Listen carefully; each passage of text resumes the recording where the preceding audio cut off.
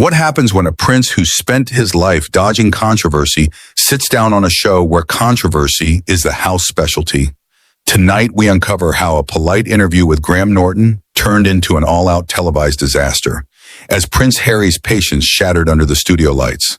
Stick around, because this showdown only gets hotter. It started as a charming chat and ended in chaos.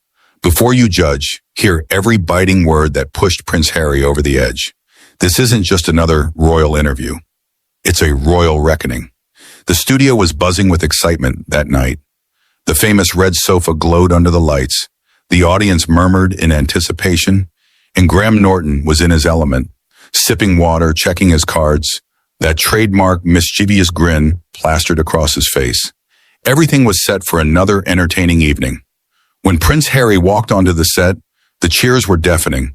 Dressed in a perfectly tailored navy suit, crisp white shirt, and no tie, his usual blend of casual and regal, Harry smiled and waved, giving that familiar boyish grin that had charmed the world for years.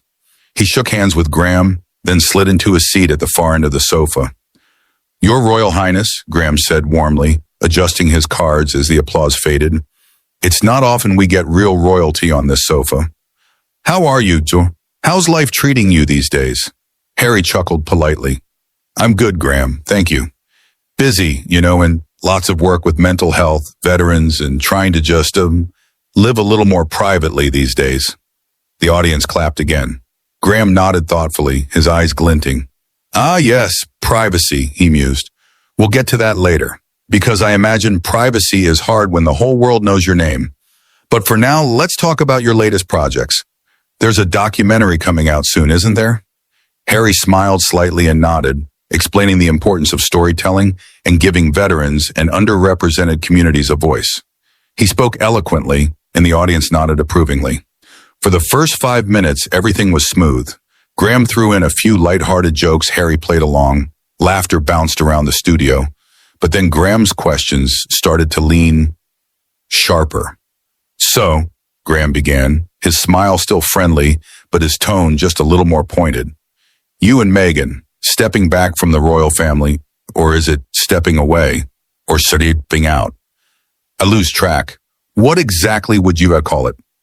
Harry's jaw stiffened slightly, though his smile remained. "We just wanted to focus on our family and our own work. That's all. No big mystery." "Of course," Graham said lightly, "but you do realize it looked into everyone else like you ran away. One day a prince, the next, well, a Californian with a Netflix deal. Was that always the plan?" The audience chuckled, unsure if they were supposed to. Harry's expression tightened. "It's not running away if you're leaving something toxic behind," he shot back quickly. Graham raised his eyebrows but maintained his composure. "Ah, toxic," he echoed, tapping his cards. "That word comes up a lot when people talk about you and Meghan. Toxic press, toxic palace, toxic traditions. Is there anything about royal life you did like?" Harry leaned back and crossed his arms, his tone noticeably colder now. "That's not a fair question. I served my family and my country for years. But when it started hurting the people I love, it was time to go." "Hurting?" Graham pressed, still smiling but with a glint in his eye. "Because of the press or because of the family itself?" Harry's voice dropped half an octave. "Both." The temperature in the room shifted slightly. The audience sensed something building. Graham, unfazed, flipped to his next card. "Well, on that note, let's talk about Meghan. Many people felt she never quite fit in with the royal family. Some even say she knew she wouldn't and went in with an agenda. How do you respond to that?" Harry's smile was gone now. He stared straight at Graham and said very flatly, "That's nonsense, and frankly, a ridiculous question." Graham gave a little laugh and held up his hands. "No offense intended. I'm just asking what's already out there. These are the things people say." Harry leaned forward slightly. "Maybe people shouldn't say things they know nothing about." A ripple of unease moved through the audience. Graham sensed it too, but he wasn't backing down. Of course," he replied smoothly. "But let's be honest. You moved halfway across the world, cut ties with your family, and yet you still keep popping up on magazine covers and TV screens. If you wanted privacy so badly, why not just fade quietly into the background. That was the moment Harry's calm veneer began to crack. He let out a short laugh, but it wasn't warm. "You really don't get it, do you?" he said, his voice laced with irritation. Graham tilted his head slightly. "Oh, I think I get it, but I'm curious to hear you explain it." Harry's eyes flashed. "It's not about disappearing. It's about controlling the narrative, telling our story before people like you twist it into something ugly." Graham sat back, fingers steepled. "Ah, so we're the problem." Harry didn't answer. The tension was palpable now. The audience still, the cameras rolling, every pair of eyes locked on the two men as the temperature in the studio seemed to rise degree by degree. And this was only the beginning. The audience didn't dare breathe. Even the studio lights seemed hotter now. Harry sat rigid on the famous red sofa, his jaw tense, his knuckles white on the armrest. Graham, by contrast, sat with the relaxed elegance of a man who'd seen 1,000 tense interviews before. But he could sense the powder keg he was sitting next to, and he was striking matches anyway.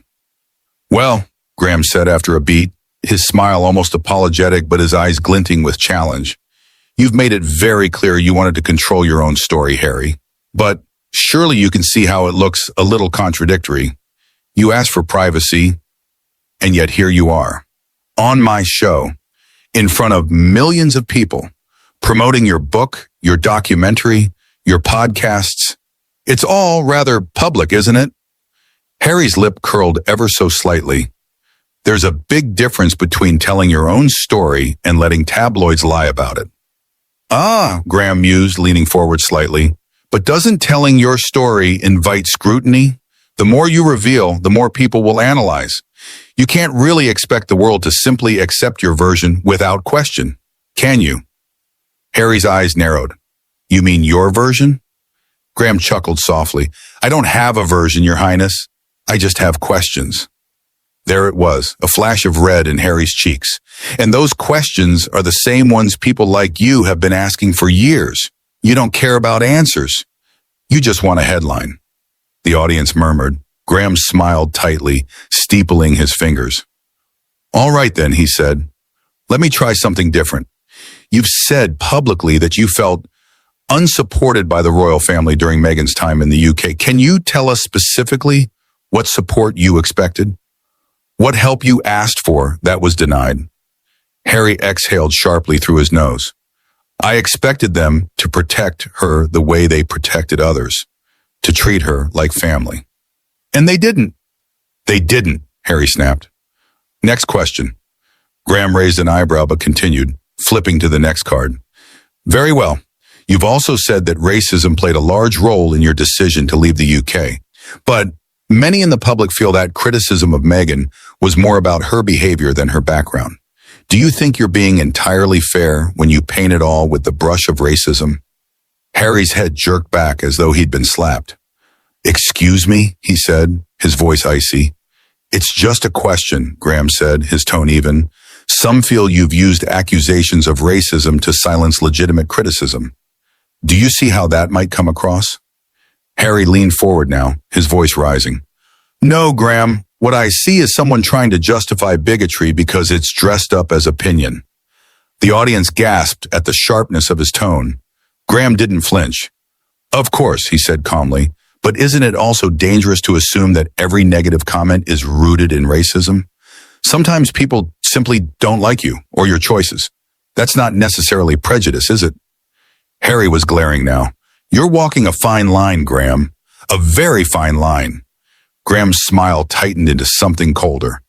"I'm walking the same line I walk with every guest, Harry. I ask questions the public wants answered.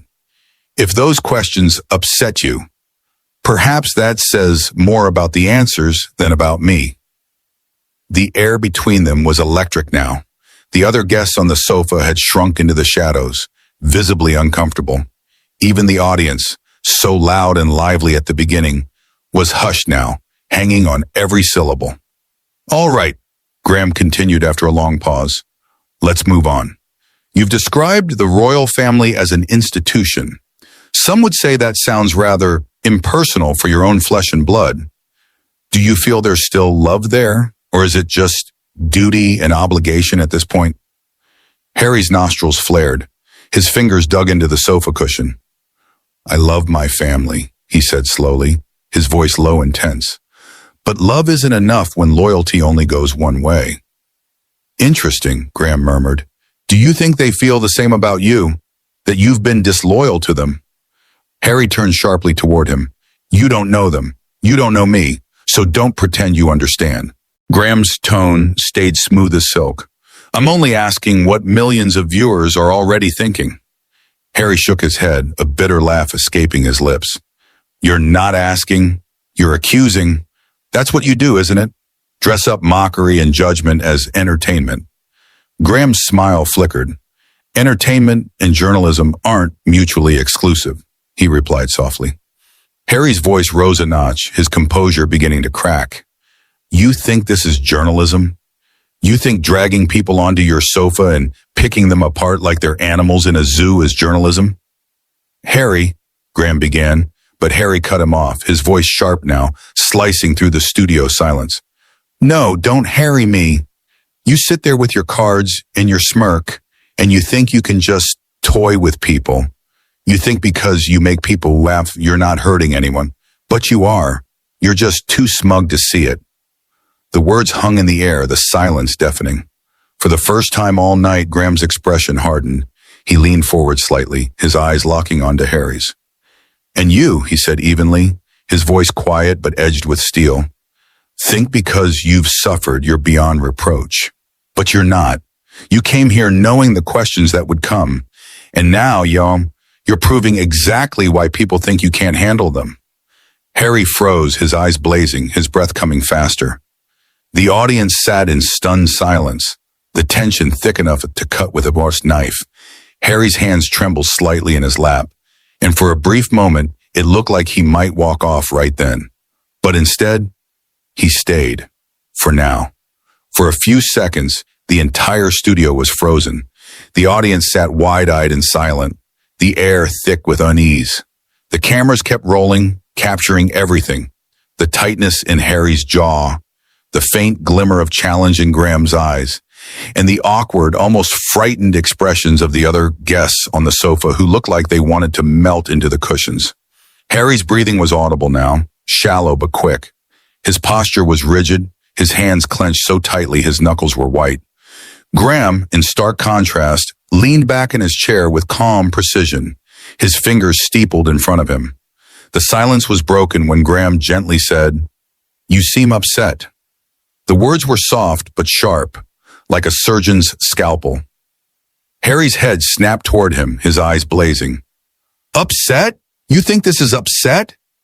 You sit here, Graham, making veiled jabs at me, at my wife, at my family, and you think I don't notice? You think I don't know exactly what you're doing?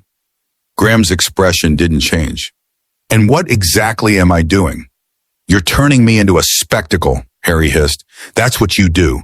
That's what this show does. You bring people here, make them feel welcome, then cut them down for sport, all while pretending it's just a bit of harmless fun. Graham tilted his head slightly, his voice still measured. And you came anyway, knowing all that? Why? The question seemed to strike Harry like a physical blow. He blinked hard, as though trying to compose himself, but the anger didn't fade. I came because I thought maybe you'd be different, he spat. Maybe you'd treat me like a human being, not just another headline. Graham's smile hardened, though it never reached his eyes. I've treated you exactly like every other guest who sat here. Nothing more, nothing less. You're the one who seems to think the rules shouldn't apply to you. Harry's fist clenched on his knees. Oh, don't give me that sanctimonious nonsense, he snapped. You think you're better than the tabloids just because you say it with a laugh, but you're not. You're worse. At least they're honest about what they are.